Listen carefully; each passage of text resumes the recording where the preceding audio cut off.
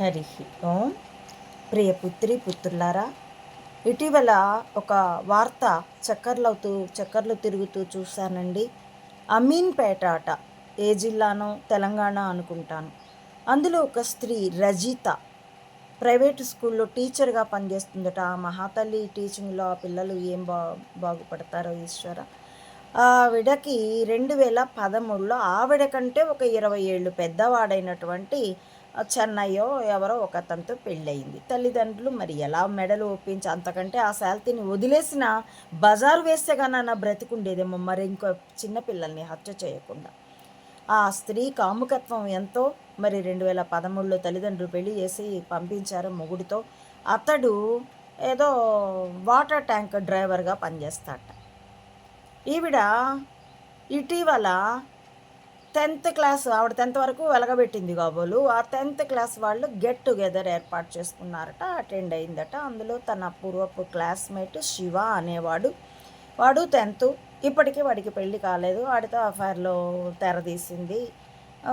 వివాహేతర సంబంధం, అక్రమ సంబంధం పడక పంచుకున్నారు. ఆ దీంట్లో వాడితో లేచిపోతే పోయేది. పిల్లల్ని ఎందుకు చంపడం? వాడిని పెళ్లి చేసుకోమని అడిగిందట. మరి మొగుడికి విడాకులు ఇచ్చుకొని వాడితో పెళ్లి చేసుకుంటే పోయేది. వాడు, నీకు పిల్లలు ఉన్నారు, నేను ఎలా చేసుకోనంటే, అయితే పిల్లల్ని చంపేస్తానంటే చంపే అన్నట్టు. పిల్లల్ని చంపితే పెళ్ళి ఎలా చేసుకుంటారు? జైలుకు పోతారు. కానీ ఆ శాల్తీ అతి తెలివి ఆ పెరుగన్నంలో విషం కలిపి పెట్టాను అన్న పిక్చర్ ఇచ్చింది. నిజానికి గొంతు నులిమి చంపింది. కన్న బిడ్డల్ని ఎలా చంపగలిగిందండి? అది అసలు స్త్రీయేనా? మానవ జాతి కూడా సిగ్గుతో ఊరిపోసుకోవాల్సిందే. ఇటీవల నెట్లో చూస్తూ ఉంటాం, వీడియోలతో సహా. నేను అంతకుముందు ఈ నెట్ ఇవేవి రాకముందు పేపర్లో కూడా చదివి ఉన్నాను.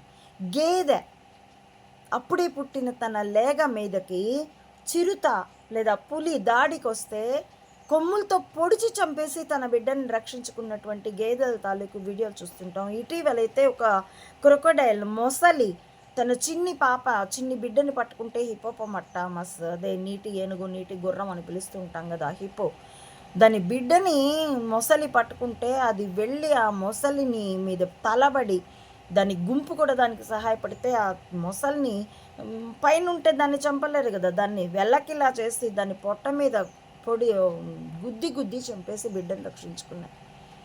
జంతుజాలం కూడా, పశుపక్షాదులు కూడా కన్న ప్రేమని, అమ్మ ప్రేమని దాటడం లేదే. ఈ మానవ జాతికి ఏమొచ్చింది? ఏముంది అంత శృంగారంలో? నాలుక దాటిపోయిన తర్వాత, జారిపోయిన తర్వాత ఆహారానికి రుచి ఉండదు. కడుపుకి శ్రేయస్సే మిగులుతుంది, ఆరోగ్యమా అనారోగ్యమా అన్నది. అలాంటిది ఏముందండి నాయన? ఆ వీడియోలు, ఆ బిఎఫ్లు అవి చూసి, ఆ సినిమాల్లో తాకితే చాలు పరవశించిపోతున్న హీరోయిన్లను, లేకపోతే ఇంకోటో గలీజులన్నీ చూసి, బిఎఫ్లన్నీ చూసి ఏముంది దానిలో? పడిపోయే ఈ శరీరం బావుకోగలిగేది ఏముంది? 24 గంటలు శృంగారం చేసుకోగలరా? కొద్ది సమయమే కదా. ఆ పాటి దానికి కన్న బిడ్డల్ని చంపుకుని, ఇంతకుముందు కూడా హైదరాబాద్లో ఒక ఆమె 11 ఏళ్ల పిల్లవాడిని వితంతువు ఇంకెవరితో అక్రమ సంబంధం పెట్టుకుంది, తప్పమ్మ పరువు పోతుంది అన్న కొడుకుని, 11 ఏళ్ల వాడిని, నిద్రపోతున్న వాడిని దిండు ముఖం మీద మూసి చంపేసింది. ఆడవేనా? అమ్మలేనా? నిజంగా కన్నారా? ఏమి జాతి ఇది? ఎక్కడి నుంచి ఎక్కడికి ప్రయాణం చేస్తున్నాం? పతనంలో పాతాళాన్ని కూడా దాటిపోతున్నాం కదా. చెప్పేవాళ్ళు లేరు, చెబితే వినేవాళ్ళు లేరు. చట్టాలు అస్సలు నియంత్రించలేకుండా ఉన్నాయి. పాలకులంతా తమ దోపిడీలో బిజీగా ఉన్నారు. ఎవరు ఆపగలరు ఈ నేరాల్ని? నేను ఇంతకుముందు మీకు విజ్ఞాపన చేస్తున్నానండి, నా అనుభవం ఒకటి పంచుకుంటాను. 1992లో బాబ్రీ కూలిపోయిన తర్వాత పివి నరసింహారావుకి తను ట్రాప్లో పడలేదు, ఈశ్వరుడే తనకి ఎదుటి CIA, ISI, Mossad, China, Russia, KGB అందరితో కలగలిసినటువంటి నకిలీ కణిక ఆ అంతర్జాతీయ గూఢచర్య వలయాన్ని తన ట్రాప్కి ఇచ్చాడు ఈశ్వరుడు అన్నది కన్ఫర్మ్ అయిపోయాక ఆయన నన్ను ఇక ఫుట్బాల్ ఆడుకున్నాడు అనివార్యంగా నేను రాటు తేలేటట్టు. ఆ నేపథ్యంలో వినియోగదారుల చట్టం కింద నన్ను అరెస్ట్ చేసి నేను బెయిల్ తెచ్చుకునే అవకాశం లేదన్నది నాకు అర్థమైంది. వెళ్ళాను రాజమండ్రి జడ్జి ఎదుట. అతడు నాకు వారం రోజులు 3 రోజులో, వారం రోజులో రిమాండ్‌కి ఇస్తూ మీరు ఎప్పుడైనా వచ్చి పూచీకత్తు కట్టి తీసుకోవచ్చు అని కూడా చెప్పాడు. నాకు అర్థమైపోయింది. ఆ అనుభవం చూడండి నేను అది తెలుసుకోనిది, ఆ భయము దాటనిది.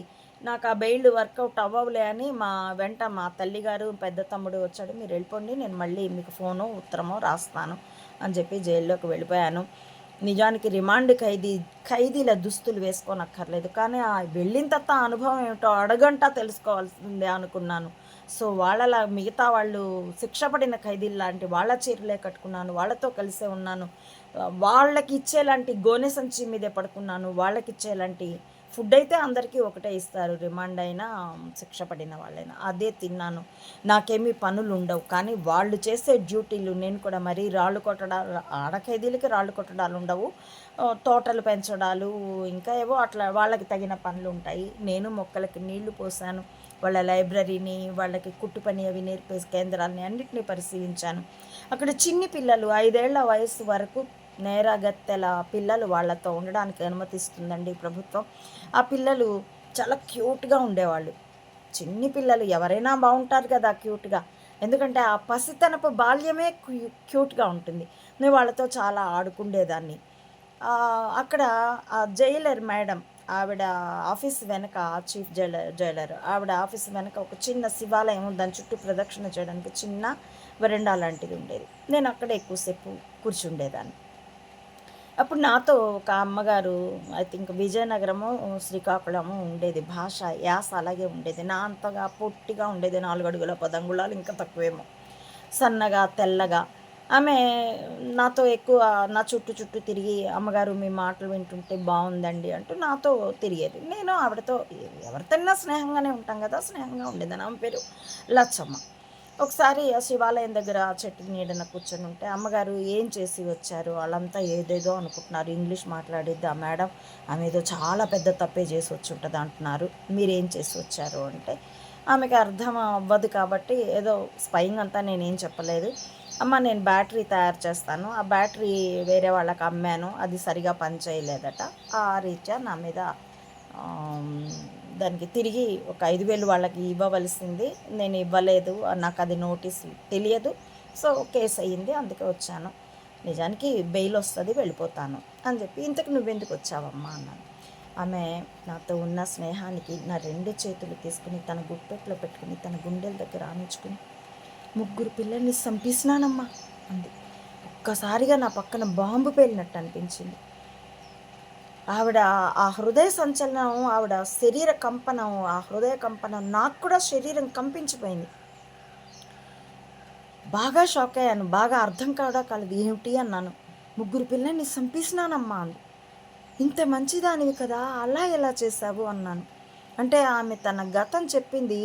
ఆమెకి చిన్న వయసులోనే పెళ్లి చేశారు, భర్త పోయినాడు, తమ్ముళ్ళ దగ్గర ఉంటే తమ్ముళ్ళ భార్యలు తనని చాలా ఎక్స్‌ప్లాయిట్ చేస్తున్నారు అని తాను సొంతంగా బయటకు వచ్చి చిన్న గుడిసెలో ఉండేదట. కూరగాయలు బండి మీద వేసుకొని వీధులు తిరిగి అమ్ముకుండేదట.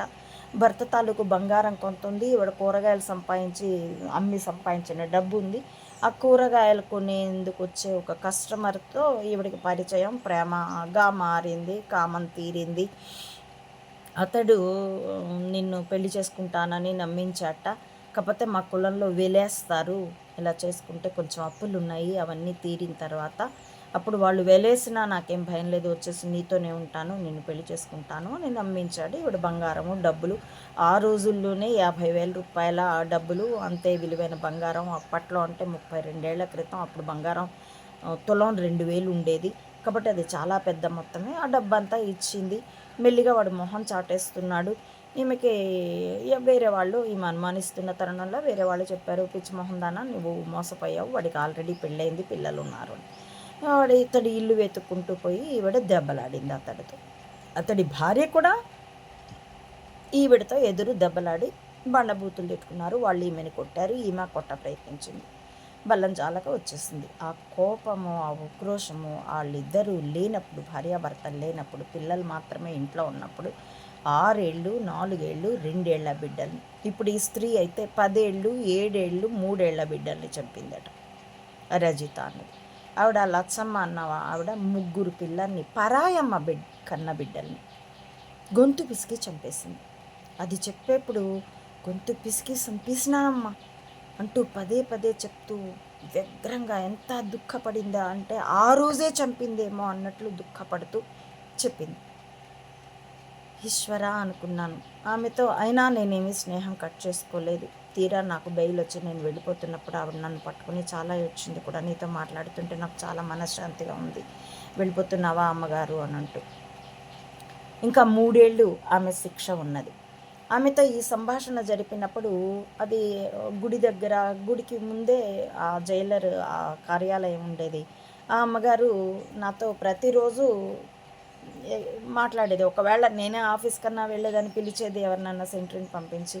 లేకపోతే నేను వెళ్ళకపోతే నేనే చెట్టు క్రిందో ఎవరితోనో మాట్లాడుతూనో, ఆ చిన్ని పాపలతో ఆడుకుంటూనో ఉంటే రౌండ్స్‌కొచ్చి ఆవిడ నాతో మళ్ళీ మాటలు పెట్టుకుండేది.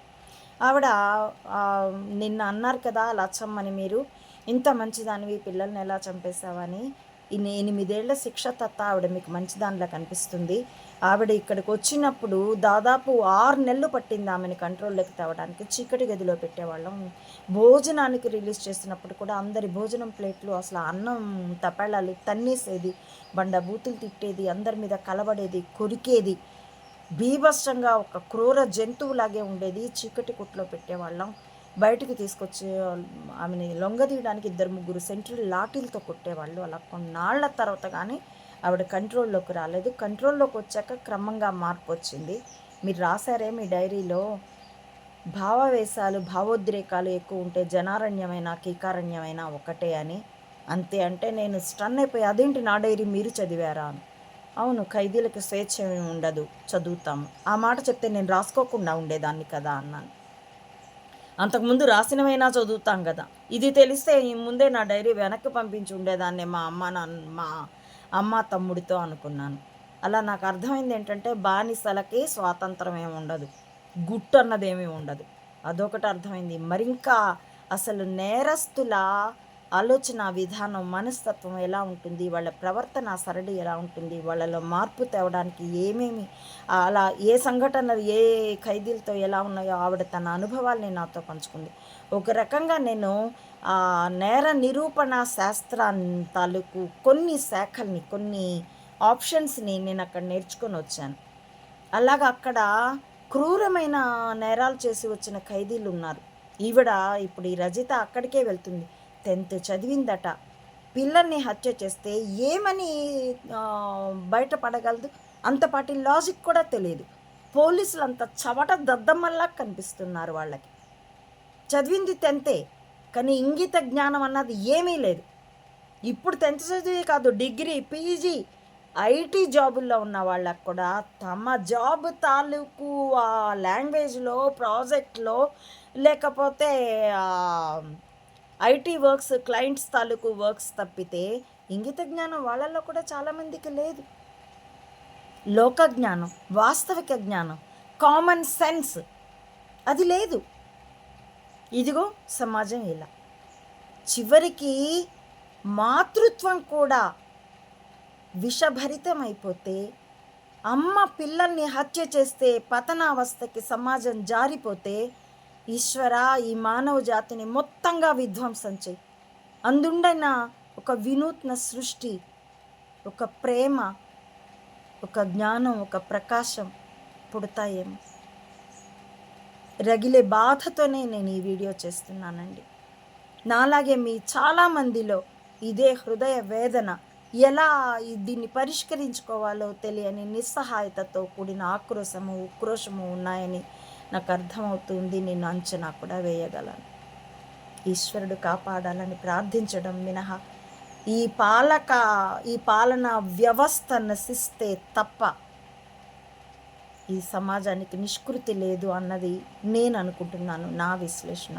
మీ ఆలోచనలు మీరు చేసి ఆ విశ్లేషణ నాతో పంచుకోవాలనిపిస్తే పంచుకోవాల్సిందిగా మీ అందరినీ అర్థిస్తూ, కాపాడమని, సమాజాన్ని, మానవతా ధర్మాన్ని కాపాడమని ఈశ్వరుణ్ణి ప్రార్థిస్తూ, హరి ఓం. ప్రియ పుత్రి పుత్రులారా, నా ఈ వీడియోల కంటెంట్ మీకు నచ్చితే please like, share and recommend my channel to others as well. Subscribe it Please support Ammavudi Mata Anantananda to spread the truth of either spying or spirituality up to the roots of the society.